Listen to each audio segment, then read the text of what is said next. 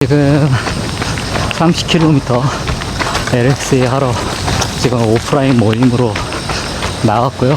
지금 한번 찾으러 가보도록 하겠습니다. 여기 다시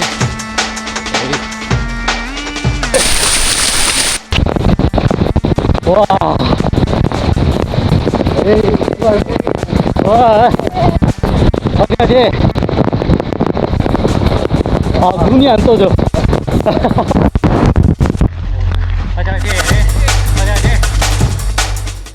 네, 안녕하십니까. 매달 800km에 가까운 거리를 부상 없이 즐겁게 달리고 있는 러너 인바입니다. 오늘 저는 그 토요일 세션으로 해서 프로젝트 3시간 30분 목표를 하시는 분들과 함께 달리기를 달리고 왔는데요.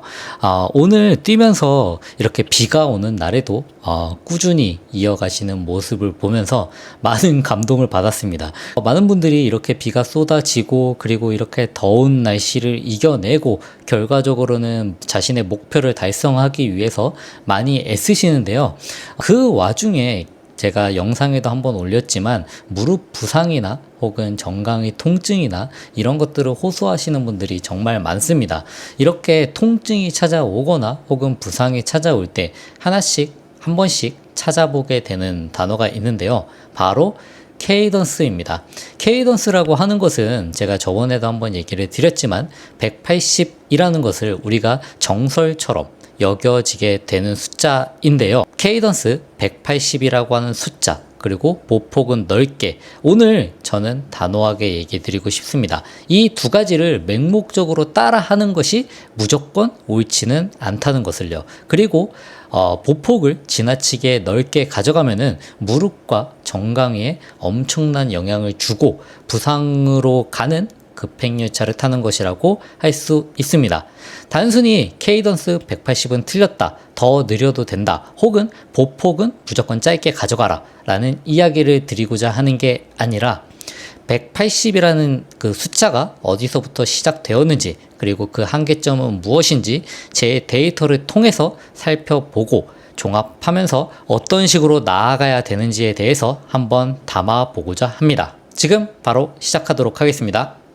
네, 첫 번째 신화, 케이던스 180에 대한 이야기입니다. 이 숫자의 유래는 1984년 올림픽의 전설적인 코치, 하도 들어서 이제 이름도 외울 수 있을 만한 잭 다니엘스의 이야기에서 시작되었습니다. 이 180이라는 숫자가 어디서 나왔냐 하면요, 대회에 올림픽 대회 때 나갔던 전문 최정상급 중장거리 그리고 장거리 선수의 데이터를 분석해봤더니 그 선수들이 대략 최소한 180 이상이라는 숫자로 180 이상의 케이던스로 달렸다는 것입니다.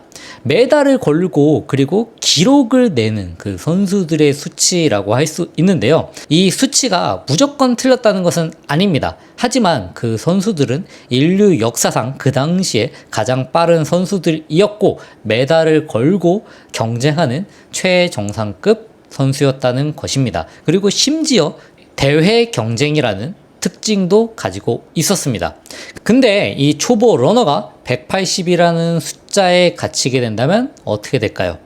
지나치게 빠른 케이던스로 인해서 호흡은 가빠질 거고, 그리고 보폭도 총총총 걸음이 될 것입니다. 조금 더 탄성을 가지고 탄력을 가지고 뛰어야 됨에도 불구하고 몸에 잔뜩 힘이 들어간 채로 뛸 수밖에 없고, 그렇게 되면은 충격이 점점점 늘어나게 될 것입니다.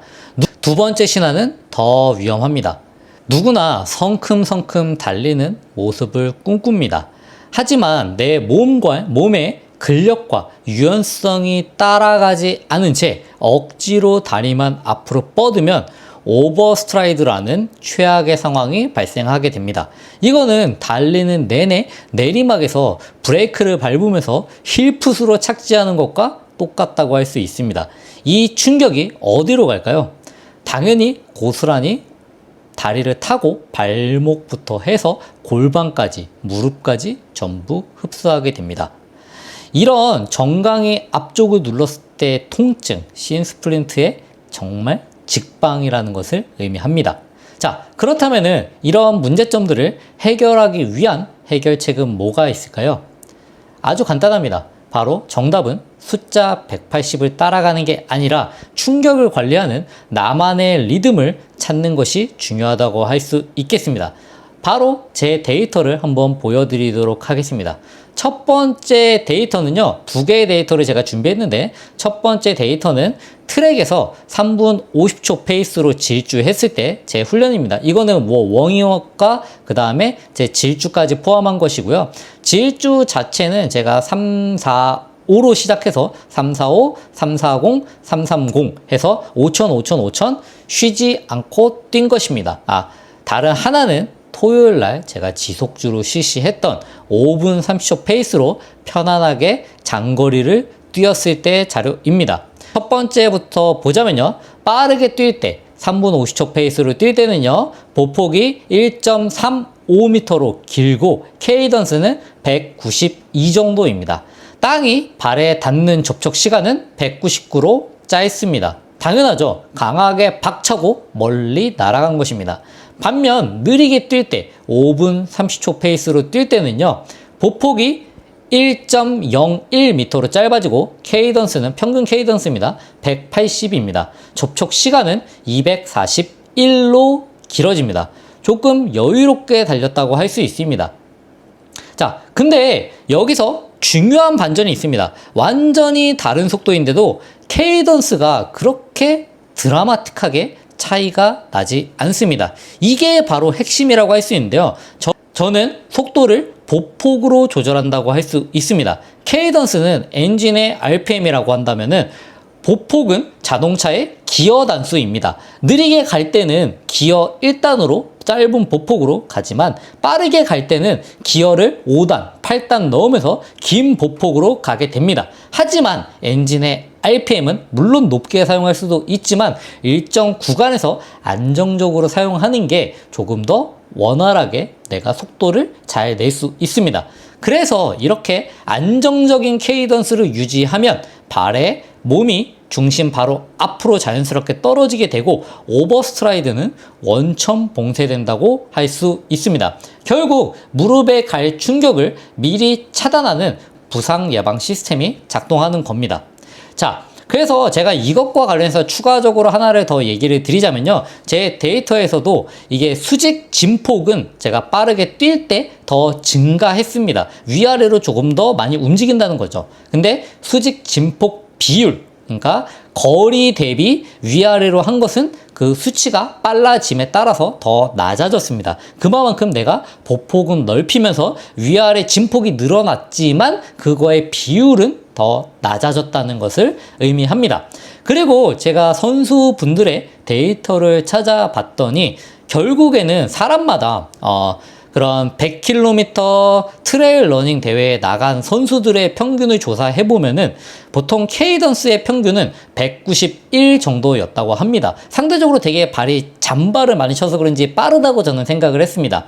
근데 놀라운 사실은 그 191이라는 평균 값이 있지만 가장 빠른 선수와 가장 느린 선수, 그러니까 케이던스가요, 속도가 아니고 속도와 그것도 비례하지 않았다고 합니다. 케이던스가 가장 빠른 주자와 가장 느린 주자의 차이는 어마어마했다고 합니다. 가장 빠른 주자 같은 경우에는 평균 케이던스가 210이었다고 하고요. 가장 느린 주자 같은 경우에는 평균 케이던스가 160이었다고 합니다. 그만큼 우리가 평균이라고 하는 거는 180에 근접하거나 185나 이렇게 되지만 각각의 선수마다 당연히 신장도 다르고 신체 조건도 다르기 때문에 케이던스는 다를 수 있다는 것을 의미합니다. 그리고 또 제가 하나 추가적으로 얘기를 드리자면은 이거 제가 궁금해서 한번 찾아봤습니다. 일정 수준까지는 케이던스가 증가하지만 일정 속도를 넘어서게 되면은 결국에는 케이던스가 줄 수 있는 영향이 줄어들고 속도가 늘어남에 따라서 보폭의 증가폭이 더 컸다고 합니다. 제 예시만 봐도 알 수 있죠. 제 예시만 보더라도 제가 180에서 192로 10%가 채 안 되는 7%, 8%의 정도의 증가만 있었지만 보폭은 1m에서 1.35로 30%가 늘어나게 되었습니다. 너무나도 당연한 얘기겠지만 속도라고 하는 것은 보폭과 케이던스의 곱이기 때문에 케이던스를 무한정 늘릴 수 없기 때문에 일정 수준이 되면은 결국에는 보폭을 늘려야 된다. 그치만 이 보폭을 늘리는 과정은 절대 쉽지 않다는 걸 다시 한번 얘기 드리고 싶습니다. 이제 여러분의 차례입니다. 어렵지 않은데요. 딱 4가지만 기억하시면 됩니다. 첫 번째, 내 케이던스를 먼저 측정해야 됩니다. 일단 내 현재 리듬을 알아야 됩니다. 스마트워치로 확인하는 게 가장 간단하고요. 만약에 없으시다면 클래식하게 내가 그냥 시계만 차고 있다 라고 한다면 30초만 딱 투자하시면 됩니다. 한쪽 발의 착지 횟수를 세고 곱하기 4를 하면 됩니다. 오늘 밤 당장이라도 1분만 투자한다면 충분히 재볼 수 있습니다. 두 번째입니다. 180이 아니라 플러스 8을 목표로 해주시면 됩니다. 만약에 내 지금 케이던스가 160이라면 한 번에 20을 늘리는 게 아니라 퍼센테이지가 너무나도 높죠. 그래서 목표는 168 정도로 잡아주시면 됩니다. 예를 들어서 170이면 178 정도면 됩니다. 이게 딱 5% 정도라고 할 수 있는데요. 지금보다 발을 조금만 더 빨리 굴린다고 의식하면서 케이던스를 높이는 것입니다. 한 번에 드라마틱하게 20을 늘리기보다는 8 정도만 올리시길 추천드립니다. 이것만 해도 지긋지긋한 무릎 통증에서 어느 정도는 저는 해방될 수 있다고 생각합니다. 세 번째, 적극적인 음악의 활용입니다. 리듬이 어색하다면 음악에 힘을 빌리는 것만큼 좋은 방법은 없습니다. 유튜브나 아니면은 여타 다른 사이트에 170bpm 러닝 플레이리스트라고 검색하거나 아니면 180bpm 러닝 플레이리스트라고 치면은 수많은 플레이리스트들이 나옵니다. 거기에 있는 음악들을 다운받아서 혹은 동기화해서 음악 비트에 맞춰서 뛰기다 보면은 나도 모르게 그 리듬을 기억할 수 있게 됩니다. 오늘 제가 그 여의도공원 뛰다 보니까 그 메트로놈 틀고 뛰시는 분이 계시더라고요. 그래서 정말 저분 찐이다 라고 생각했습니다. 마지막 네 번째, 보폭은 버리고 착지에 집중을 해야 됩니다. 를 앞으로 뻗으려고 절대 애쓰시면 안 됩니다. 착지는 내 배꼽 바로 아래에 놓는다고 생각하고 사뿐사뿐 가볍게 발을 내려놓는다 생각하시면 됩니다. 그렇다고 해서 뭐 무슨 도둑처럼 이렇게 총총총 걸으시라는 건 아니고요. 착지 위치만 신경 쓰다 보면은 결국에는 오버스트라이드가 사라지고 보폭 훈련은 자연스럽게 따라오게 됩니다. 이게 바로 무릎을 지키고 여러분의 부상을 예방하는 가장 쉬운 방법입니다. 자, 오늘의 얘기를 한번 요약해 드리도록 하겠습니다. 제가 실제로 제 데이터도 드리고 이렇게 이야기를 끌어왔는데요. 제가 하고 싶은 얘기는 러닝의 정답은 없다는 것입니다. 누군가에게 성공 공식이라면 케이던스 180이 나에게는 부상을 부르는 독이 될 수도 있습니다. 가장 위대한 코치는 나 스스로 내 몸입니다.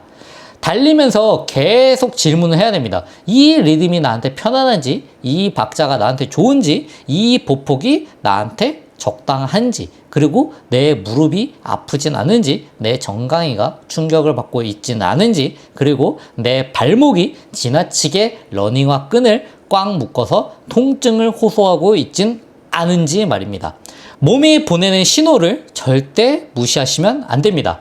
오늘 제가 드린 방법 거창하지 않습니다. 내 케이던스 생각하고 케이던스 5%만 늘어뜨리고 배꼽 아래로 착지를 가져가고 너무 보폭을 늘리려고 애쓰지 않는다. 이 작은 변화가 여러분의 러닝을 부상 없이 10년, 20년 더 달리게 해줄 거라고 확신합니다. 숫자의 노예가 되지 않고 여러분의 숫자에 맞춰서 뛸 수 있길 바라도록 하겠습니다. 자, 오늘 저도 이렇게 장거리 훈련도 하고 많은 분들과 이렇게 즐겁게 뛰었는데요. 앞으로 이제 재밌게 뛸 날만 남았습니다. 부상 없이 모든 분들이 더 건강하게 달리길 바라도록 하겠습니다. 이상 러너인바였고요. 제가 다음에 또 재밌는 정보, 좋은 정보로 찾아오도록 하겠습니다. 감사합니다.